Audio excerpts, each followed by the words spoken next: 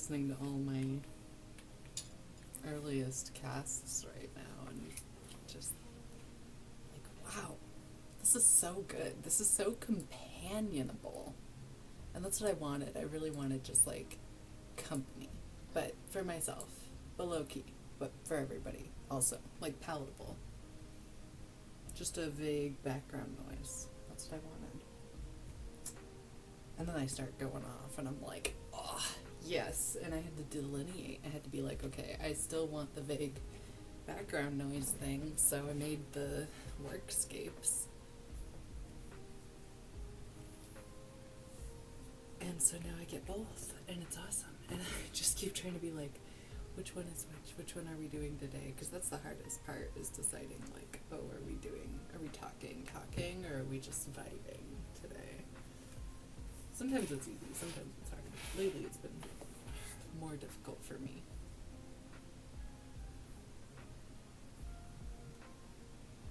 Yeah, I think we're talking right now. I keep being like, ooh, and we should do an episode just on this, we should do an episode just on that, because I could talk at length on like highly specific subjects, and I want to, and so I'm like, oh, we should, we kind of did medicine a little bit, and we kind of did religion, and we kind of did like gender dichotomies, and we kind of did polarization, and we kind of did, what is anarchism, we kind of did self-help, self-care, ethical behavior under fascism, all sorts of stuff. We have covered a lot, and I mean, it's an ongoing conversation, because it's an ongoing experience of existing, right? That we're all sort of sharing in the world together, and that's obviously been a huge part of my overall narrative, has been this closed system of the earth environment, and how we need to figure out how to share it more equitably and gently, and while making less waves in different dimensions that we don't fully understand. Like, I feel as though we are, in a species-wide way, educated enough on the world around us, empirically speaking, to understand kind of the extent of all of the stuff that we don't know. And that's a really great place to be to some extent, but in other ways it's can be really scary. And you see this play out in our storytelling over and over, this like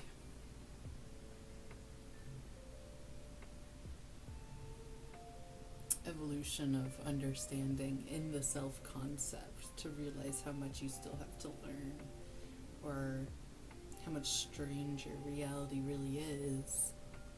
And you see it in the world of storytelling. It goes like one of two ways: somebody that kind of like breaks from that awareness and tries to reject reality in a variety of ways, or they grow from that awareness and they incorporate reality in a variety of ways. That's one of like the first dualities, and I want to make a distinction clear here. There's something important about dualities, about using two things to define the various ends of the spectrum of the thing that you are discussing, or like the goalpost, the framework, the outer edges, the if and the then, the this or the that, the yes and the no, the yin and the yang, whatever. Like, your dualities help us to shape a thing. You can't shape one point without another point to illuminate it. Like, you can't put a point anywhere if there's no plane, to put it in Euclidean geometric terms. But we do need these dualities to help us like discuss things. It's the polarization, the like intentional curation of specific extremes in order to like frame a narrative that is the critique I'm making of more mainstream media. But dualities are helpful in having discussions about the nuances of the spectrum that exists between those dualities. So it's interesting always in narrative or in storytelling to notice the dualities that are kind of at play, and then to run your mind along the interplay, the nuance between those dualities, and to determine like how much latitude is between those dualities, how much space is there for other dimensions of duality, right? Because in four-dimensional space, you can build in a lot of new directions. That's the quantum level, my friends. But it's all very curious, yeah. And so I've been going back through my content and listening and listening and listening. I'm so soothed by it. So soothed. And I'm like, this has to be, it can't just be me that finds this soothing. I really think I tapped into something cool here with implications for like long-term awake space travel for companionship and like building self-soothing into environment by echoing self sounds back to body. And it's not just sounds, you know, there's different layers of what I'm echoing back to myself here, and I could dissect it as an art piece, but I don't want to. I have intentionally avoided directing my critics lens at my own content in the sense of like formal artistic evaluation, even though I think I probably could. I use that formal artistic evaluation to like assess others' art and determine like where we are in a broader sense as like a species when it comes to art as a means of self-expression. Like the level of nuance that art or an art form can express can give you an idea of like the level of sophistication for a species, because art is a literal intentional expression of creative, emotive, embodied experience. And I'm not going to say which is another reason AI can never do it, because I don't know that that's true. I loved the early AI, like deep dream stuff that came out of Google back in 2006, 2007 or whatever, with all the eyes, you know, maybe it was 2009. But there were a lot of eyes because humans had just taken pictures of like animals and themselves, and humans think eyes are important one way or another. So the internet just happened to be full of eyes, and when Google took like just, hey, you know, I think it was a learning model, like an LLM or something, but yeah, just like an early version of pre-AI intelligence, you know, like pre where we're at now, but they were like, here, just like scrape the public images online and start making art with it and just like compound them, basically. It was a really basic instruction, but it had a huge data set to work from, and that's what made it interesting. But mostly it produced a lot of like really trippy looking stuff with a bunch of eyes, and I think it's one of the cutest things in my knowledge of internet history, because it's just so human that we took so many pictures of things with eyes, because we love like staring into the window of one another's souls so much or whatever. So that was adorable. I was talking to somebody the other day about like people's paranoia surrounding Google, and I think it's like a very valid paranoia. I think we should be paranoid about any like semi-autonomous company with a lot of money and resources and power and pull in the world.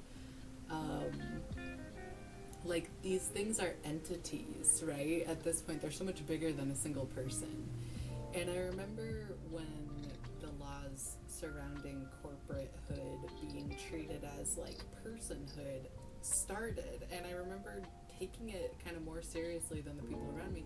The people around me were understandably like pretty pissed off that a corporation could be given the same rights as their own like embodied humanity. But I thought it said something interesting also about where we were as a species, that we could have like structures in our world that were so megalithic that they required an additional layer of legislation to like even interact with at a reasonable level for the government body in the room. You know, in theory, obviously that's not the case right now. We have an oligarchy, things are out of control. There are like a lot of ways in which the government body is deeply exploitable and currently being exploited in relating to like lobbying and super PACs and term limits and openly fascist regime takeovers. But outside of all that super fun stuff, the idea of these entities as like corporations or something that has become so large it requires a completely new layer of legislation to interact with, that's really interesting. Should it be treated as people? Maybe, you know, as long as we can put them in jail too, right? Or any of the other things that humans are subject to in the laws surrounding like what level of personhood are they being given legislatively, and is it actually just is kind of a more interesting question to me than whether or not the corporation should have personhood in general. I don't know that corporate entities as a concept should necessarily exist. I don't know that commerce is the thing to base that type of entityship in, but I don't know that government or religion is also like responsible enough to have power over something as large and as impactful an entity, for example, as Google. So right now, the publicly traded commerce share value aspect of ABC Corp is the like most equitable version we've come to, equitable quote version we've come to, right? Like this is completely ignoring all the different barriers for most people in even accessing this level of a conversation surrounding Google. But ignoring all of that for a second just to make this conversation happen, this idea of like publicly traded companies is as equitable a concept as we have come to like create so far, with like ownership and responsibility of something that's so large and so impactful. In like Google is going to impact millions of lives. If Google Maps stopped working right now, so like people would die, right? There would be people who would die in car accidents. That it's just so ubiquitous, and what they do is so ubiquitous on the back end and the front end, like it's not going away. So being like, oh, I hate Google, and somewhat refusing to use it or talk about it is a super ineffective means of actually approaching this conversation. And I think the most important thing is to ask, like, if we have entities that are this large, that represent this much of the collective embodied labor, right? Because to make Google happen, you need all the janitors, all the landscapers, all the everybody at every level who ever got involved in keeping Google up and afloat. And I'm using Google because I use Google a lot, so they are an easy one for me to reference. I am familiar with their work as an end user, and I've been following their progress as an end user and as a like technically literate and interested person. I noticed when the "Don't be evil" tagline got removed, but I didn't take it as like an ominous rumbling that Google themselves had decided to be evil, because so much of their user experience, so much of what makes Google valuable, not as a corporate entity but as like a method of digital structuring, is that it is designed to both learn from the end user interaction and teach end user interaction in a way that facilitates learning in a really impressive way. And it's also interesting, you know, their decision rules are, in my opinion, similarly interesting to Meta's decision rules surrounding user environment. It's obviously predatory. There are obvious things that are like, oh, we're gonna mine that data and use it, you know, for things. But their goals differ, and what they're using that data differs, and your data is actually pretty safe with Google. Like when you read the terms of service for Google versus Meta, I mean, obviously you have to assume anything in the US has a government backdoor and a money backdoor, unfortunately. And the data trading, I'm sure, in the on the dark side of things on every level is highly active. But at the same time, that end user like relationship differs widely, and so I find it frustrating. And I know I'm gonna just end up sounding like I'm angry at end users again, and I'm not. But I do find it frustrating that we can't differentiate the types of evil that we're seeing in the digital environment, because it is an echo and a reflection of the types of evil we face, like in our day-to-day lives as people, as individual human beings, as groups.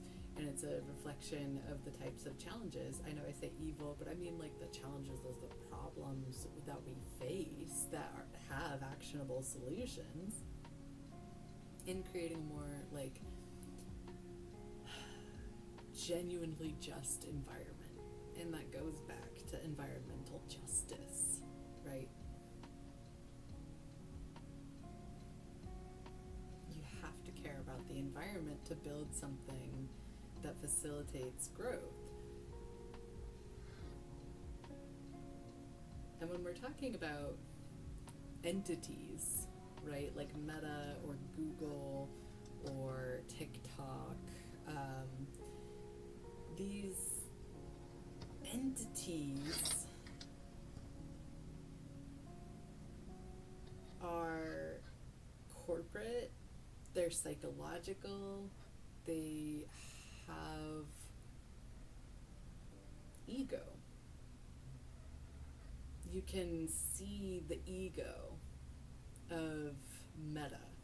You can see the ego of Google in its behavior, right? As a company, as a corporation. Oh, good morning, Princess.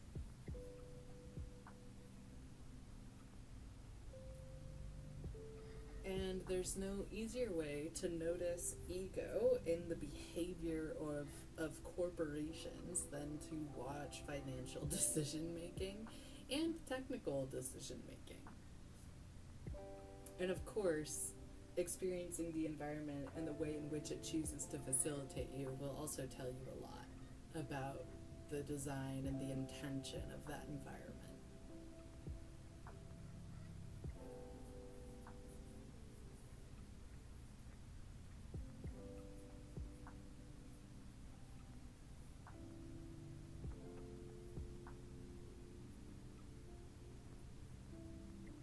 But we don't really have a whole lot of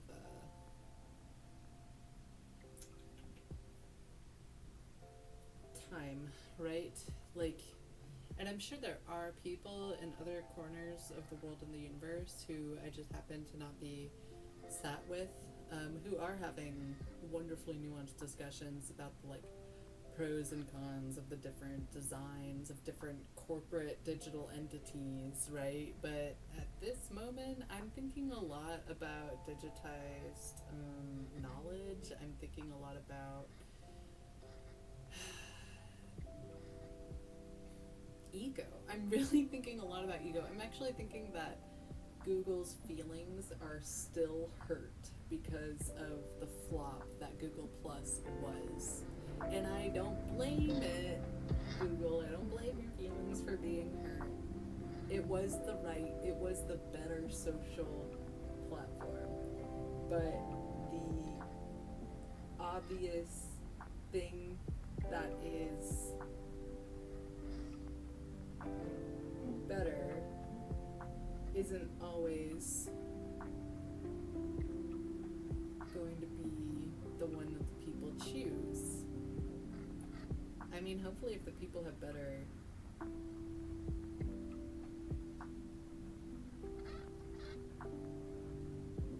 literacy, right? But what was interesting about the flop of Google Plus is like it improved a lot of things in a technical sense and removed a lot of barriers that were like really frustrating to the minds of people who were familiar with technology. But it wasn't attractive in the same way that Facebook was attractive to just like and that was sort of when the discussion surrounding UX and UI really started getting nuanced on the topic of aesthetics versus functionality and all of these discussions that started being had about like what are we actually doing here with all this stuff that we built. But I do always want to remind like myself and anybody listening that the ego perception of these entities of the corporation is both real and not real. Like it's real in the fact that like that did kind of happen that way, and I do remember it that way, and there were social like environments that I lived within as a early techie teenager, you know, in the Midwest, that informed my perception. The freaks and geeks sort of days. And it's true in the sense that the people who experienced at the time might have experienced some similar flavor of that based on who they were, because we were still sharing a world at that time, but our perceptions could be drastically altered or drastically different depending on who we are.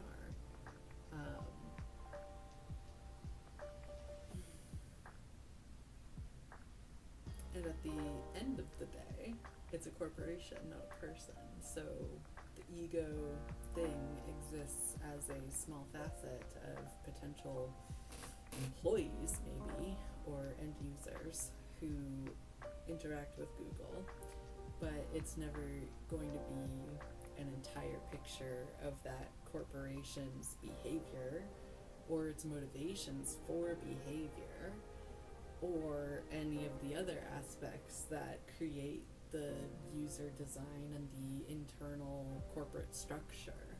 Those things are going to be informed by a variety of different factors, and honestly, considering the amount of digitized knowledge that Google possesses and its access and facilitation and connection with the academic world at large, I feel they're very well poised to be a facilitator in a large-scale sense of a more responsible party in the world for leading discussion on climate change and environmental and social justice,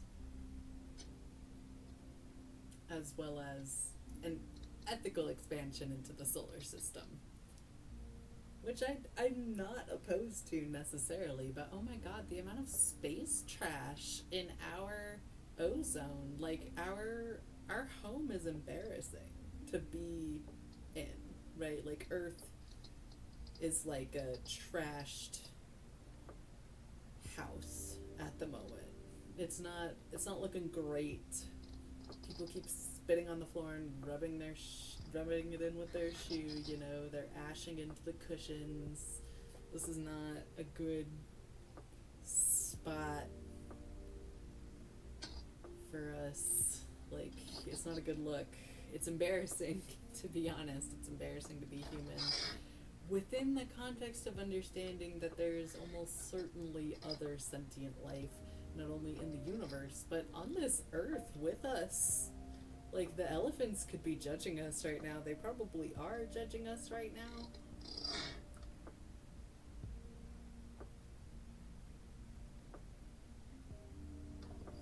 The elephants in our rooms are definitely judging us right now, and we know it.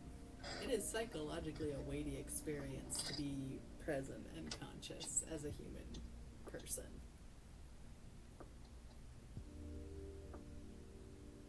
And I think that's one reason most people fear universal basic income or any additional layer of social net or social safety that would ensure people had a certain amount of sustainable livability on this earth, which we're totally capable of assuring for everyone. I think a huge fear that collectively we have is that if we remove this threat to our survival, we will cease to adapt and evolve towards new horizons.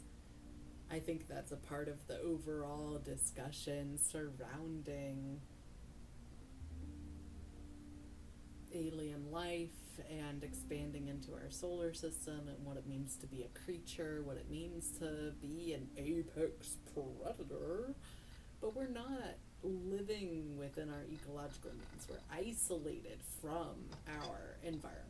Like, we are intentionally separated, and I will continue to make the argument that that distorts a lot of our relationships and leads to toxicity and illness, social illnesses, physical, biological illnesses, environmental illnesses.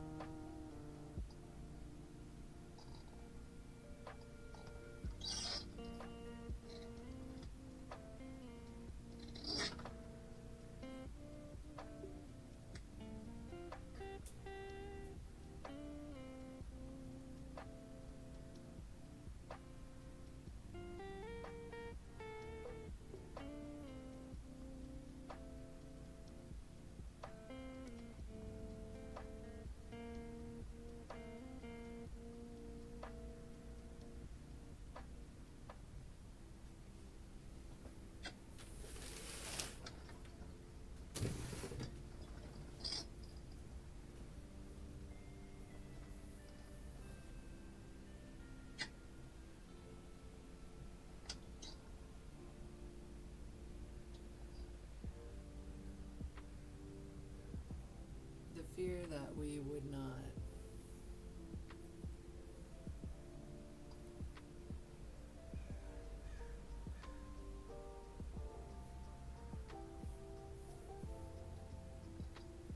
strive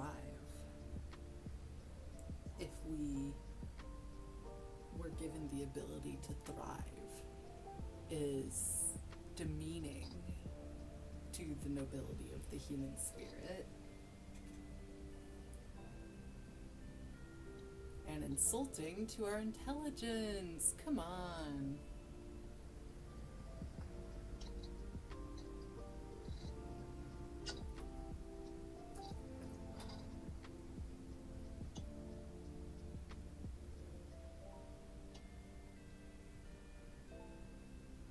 Smells like laundry.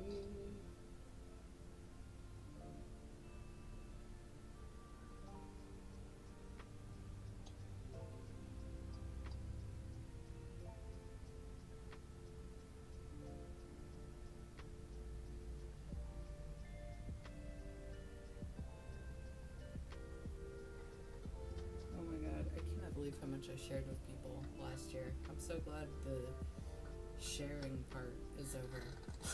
Like that specific sharing part. I know.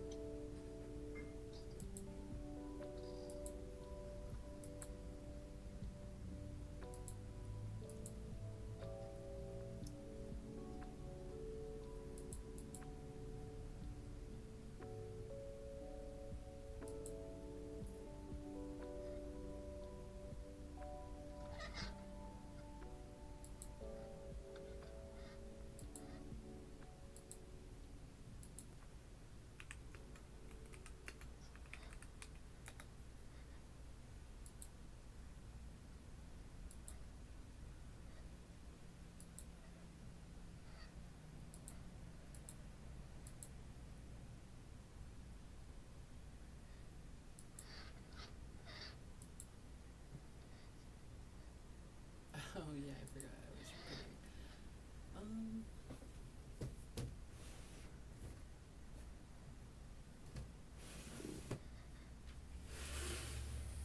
God, what a year! I'm done already. Let's go to bed. Let's have Christmas again. Oh, God.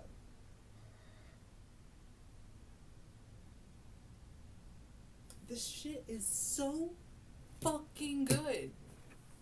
It's so good. I'm listening to it for like the millionth time, and it's so good. I'm glad I put it on Spotify. I'm like, yes, now I can listen to myself all the time.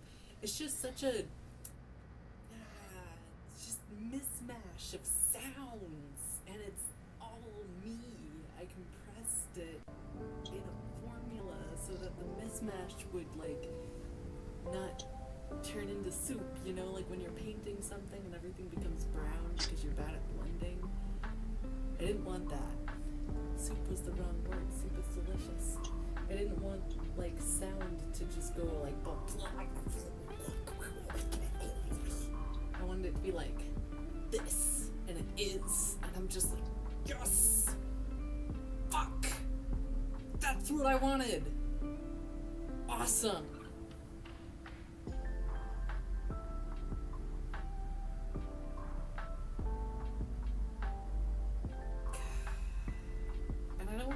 As like a Google fanboy, because I'm really not. I mean, there are a lot of things I love about Google, and if I was gonna pick a corporate entity in the digital world to like acquire for myself, it would be Google, but it's not a simpy sort of situation. It's more like a, ooh, I want that sort of thing. It's like seeing a car that you just want to change. But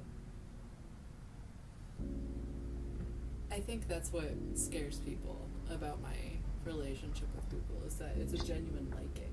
And I feel the same way about Spotify. I have a genuine liking for Spotify, a genuine enjoyment of that evolution, like that level of evolution of UX. And that's a very understandable classic schism in the tech world, is the distrust between the UX lovers and the like people who have no choice but to measure every last ounce of labor that's going to go into a project, whether or not it's paid. Let me put it that way. And so that's those people have very different worldviews a lot of the time, and I tend to take perspectives with both because it's important and like interesting, especially in the sense that I am an end user, but I'm an informed end user, and I have specific larger goals in mind for what I consider like the liberation of the internet. And I do think we need a free and open internet, but we also need like a better educated end user, or a more literate end user. But the minute I say that, like, we are in such a place, in a social, political, economic place, that the minute I say we need a better educated end user, all anyone probably hears, and like likely would hear, is we need to like brainwash the masses, essentially. Like, we need to put them through the Indian schools. We need to it's the, because as I mentioned, technology is viewed as the hand of the colonial power, right? And of course it is, because the colonial power has stayed in power by continuing to dominate the cutting edge of technology, especially in militaristic endeavors, because that is how countries have competed historically, time out of mind. It's just about the tools you have, and your farming tools matter just as much as your warfare tools. All of your tools matter. as a society. They really do. God, I've been thinking about how to explain the way I incorporate my understanding of farming with my understanding of behavioralisms in my larger calendar. But yeah, so jumping back into this idea of bouncing between end user perspective and an architect perspective really takes a fixer mentality, in my opinion, to kind of be done well or right. You have to have this idea of I want to improve this technology, or I need to fix it because it's broken, or something about it is not functioning properly or well. And so in that, you always have to ask what does functioning well or properly mean? What values are underpinning what that means, right? And so to me that goes back to why Google's "Don't Be Evil" when they quietly removed it. The "Don't Be Evil" tagline was a symbol of that particular conflict, right? That what are the values that you're building into your tools and your technology? And this comes up in AI. It comes up when we talk about bias entering user environment because the bias is in the code. When we talk about the fundamental level at which all of these things are interconnected, and our technology really is an extension of our mind and our tools, a reflection of our mind and our tools and our modern accomplishments, and our modern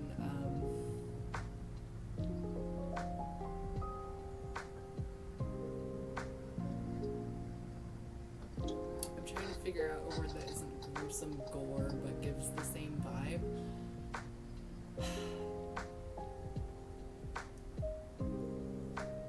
Technology is a tool.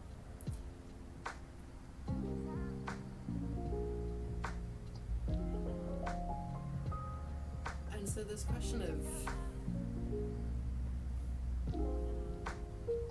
"Don't be evil" and it being quietly removed, I thought it was really funny that so many people were upset about that, in the sense that so if Google isn't leading you in this, the value stops mattering. It's at this point I back Google in removing it, at least partially just to ensure that everybody actually has to contend with that question more deeply on their own, and it can't be one corporate entity that leads our idea about values for these types of things. And Google did do a lot of trailblazing in the early days in asking these questions, in framing this exploration as a growth opportunity, as educational environments, as interactive spaces, and that early framework gave it the ability to continue to react to end user input in a way that really is quite sublime. And I've called it that before, and I have felt the criticism of calling it that, but it's just the way that Google reacts to your unique decision rules is tailored to you. And every time I interact with Google, I ask myself, can they do that? Is that, and then I have to shrug, and I'm like, oh, we don't have any level of sophistication in legislation or restrictions in online environments surrounding tailored user experiences, and I could never fully prove that they were doing it, but I do have 5 Google emails, and they all get a very different experience depending on which thing I'm interacting with, depending on to what level of interaction, what time I've spent with it. And that's what's really genius about Google, is the longer time you spend with any of their services, the more access to the variability of those services you get. It's a game, what is that game tree thing called? Gosh, I know it's something tree. But yeah, it's genius. Google offers so many different things. It would be absolutely impossible from an energy perspective to support like full functionality for everything that they offer to every person with a Google account. Instead, that functionality is time locked behind interaction. So the longer you spend with Google platform, with Google activity, Google Drive, whatever it is, the more like access you get to the functionality. And it's not like Google Drive is not a good example of that, but I would say like the YouTube for creators would be an example of that. Google for developers is an example of that. Google Analytics, Google Platform, Google Market, all of that stuff is very beta testing, and it always is. That's Google's like best framework, I guess, or best design, is that so much of it is like, ooh, let's dabble in this or that, and if we get user participation, we will like improve in real time on end user experience. Different levels of stuff will be accessed. And again, like, this is my experience with Google, but I do work with them pretty extensively, so I feel fairly confident in being able to talk about this. They're not the only ones who could do that type of thing. They're just the only ones who have done that type of thing so far.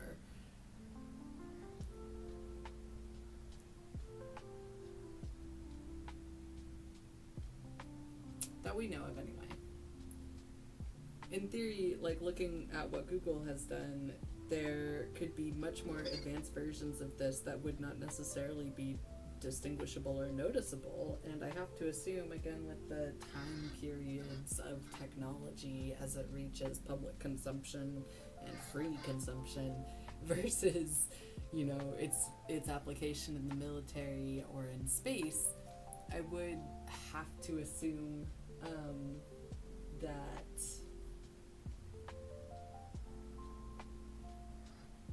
well, there are more advanced environments with user interaction and beta testing, like different modalities that are maybe less distinguishable. That's one of the like reasons people have such a hard time giving up Meta in a general sense, is that Meta doesn't change. Meta very specifically does not change very much. It's very like, the parts that change are the parts you would expect to change. Facebook does not change. Instagram does change more because it's for creatives. Threads, very edgy, changes a lot, right? The interactiveness of your social media has measurable differences. And those differences are an aspect of like where your head is at, how you spend your mental headspace. You can tell a lot about people by their platform usage. I know. It's embarrassing to be this transparent, I'll tell you what. Luckily, I'm listening to The Future is Ours World Tour. The Future is Now World Tour. That would work too. Maybe I should rename it. Maybe I should do a new episode called The Future is Now. Maybe that's what we'll call this episode. I don't know. Oh god, fucking Coinbase.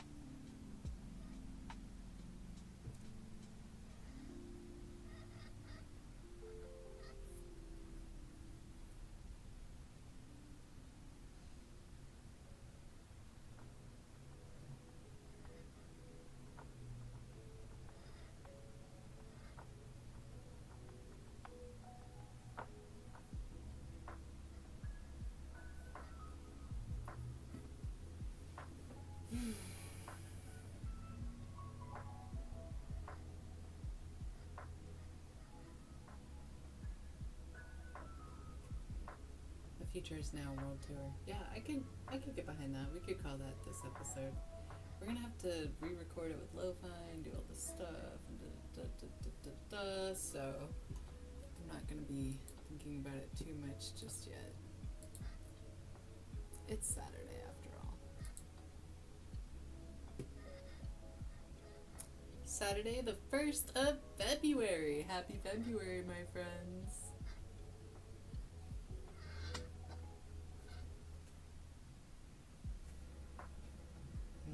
Mwah.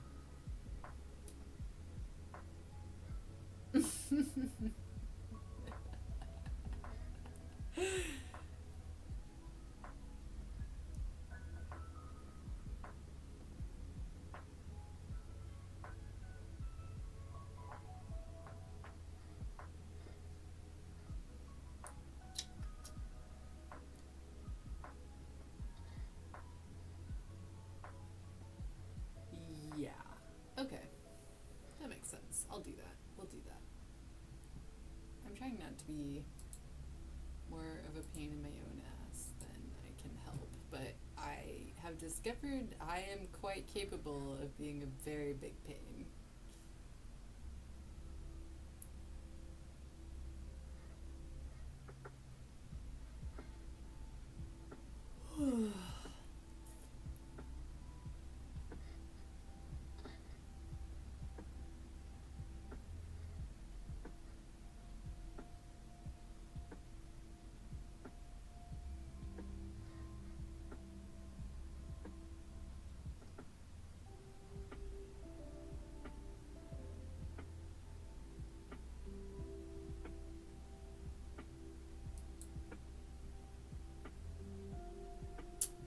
I've changed. I've learned something about myself recently, and I have changed fundamentally as a person. I used to be willing to lie to save anyone's life, and now I really don't think I'm willing to lie to save anyone's life but my own.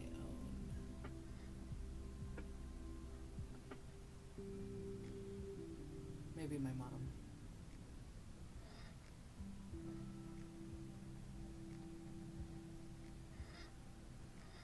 Yeah.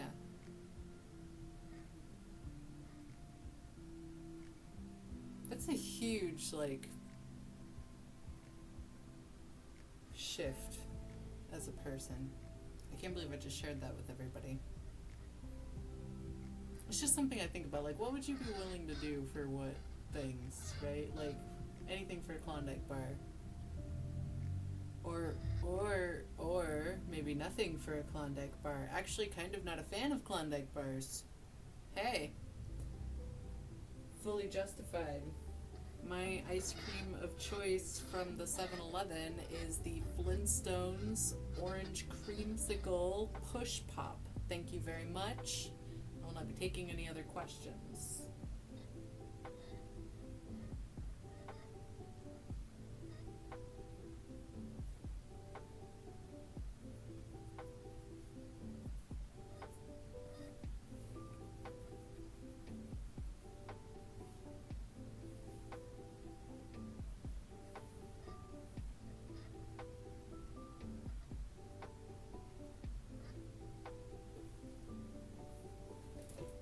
They said no more questions.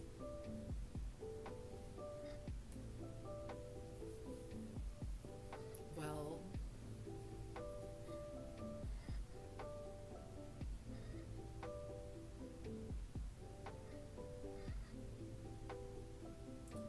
my favorite body of water right now is the sky water because it's raining fog, which is the best sky water in the world.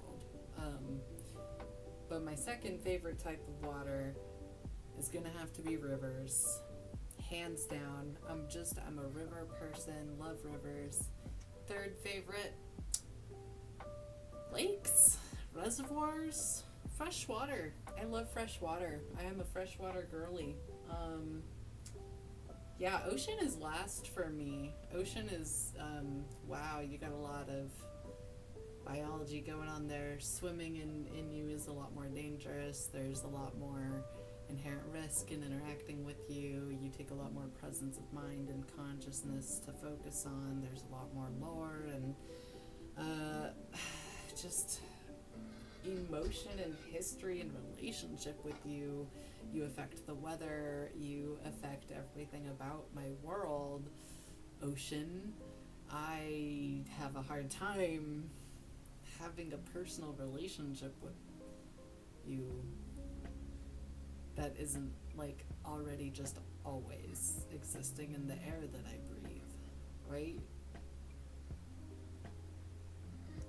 Living next to the ocean is like sleeping next to a god whose air you've always been breathing.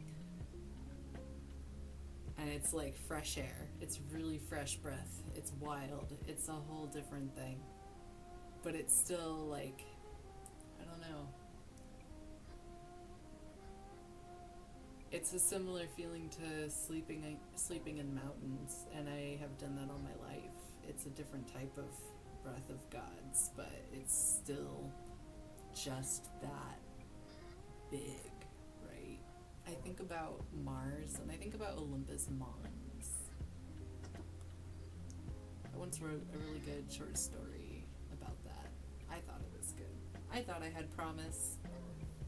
I know my Reddit fans at the time also thought I had promise. I'm not trying to hurt anybody's feelings or leave anybody feeling hurt, but I think it's perfectly fine to change modalities and move on if they don't suit you. I don't like staticism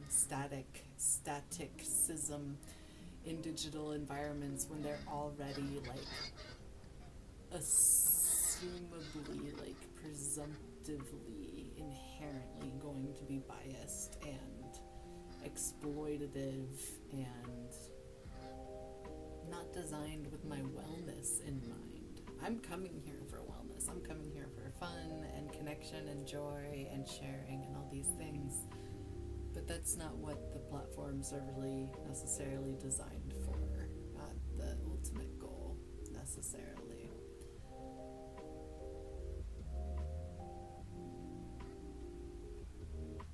And should it be? Should anything digital have that much power over the end user, or should the end user continue to have the most power over one another? I feel that is a very fundamental and important question when we talk about designing digital environments and facilitating connection and making space for people.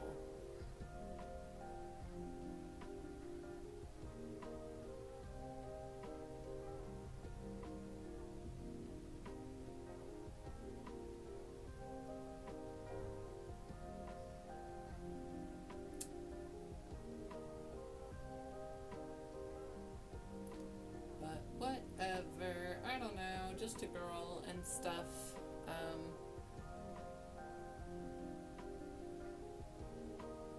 I mean, I do like ice cream sandwiches. I just don't think that they have to be Klondike bars. Oh, do we like Klondike bars? Maybe there is good corporate lore. I forget, amidst everything.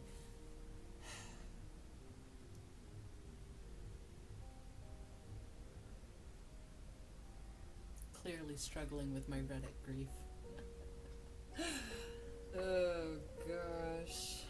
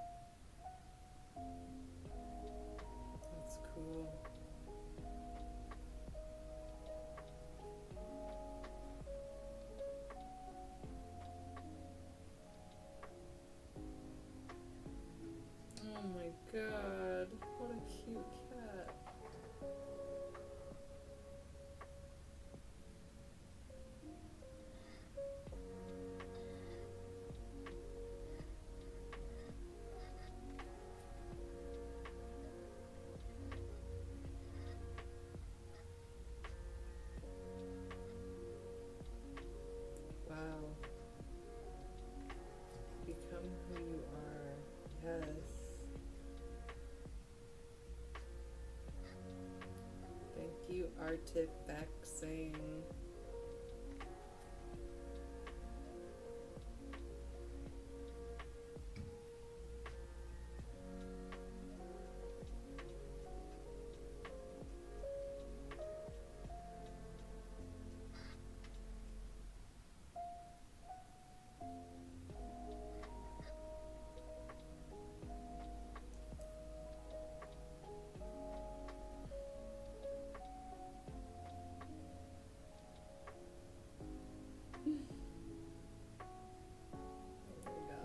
She's crazy. I love her.